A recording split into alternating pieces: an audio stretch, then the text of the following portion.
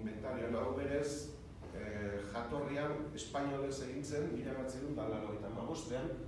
Luis del Barrio eta Luis Mari Zaldua, eta hau zegoen artxiboa karpeta batean konsultatzeko moduan, baina etzegoen modu publikoan, baina bazeuden diapositiba mordoa, koloretan gainera, eta orduan daude 198 elementu interes arkitektoniko, historiko, etnografikoak jo zituztenak egileek orduko hartan. Eta orduan egin genuena izan zen, hau euskaratu, orduan bi hizkuntzetan konsultatu daiteke, eta hemen ere, gauza dela, posiblea zerrenda ikustea, hemen daude elementu horiek edo horien izenburua, kale nagusia, 5, kale nagusia, 81, Andre kalea, 11. Orduan, Andre kalea 11 sartu ezkero,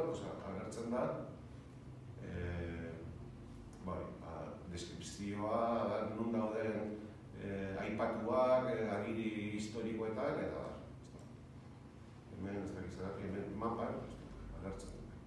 agertzen da nun dauden.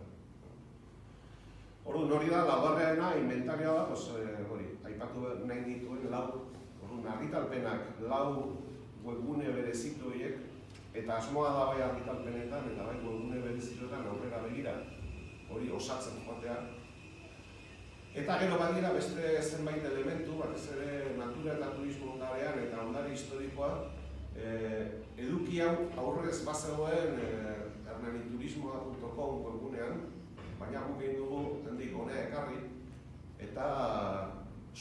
horrek sortzen duelako edo ematen duelako hernaniko ondarearen argazki konpletoago bat.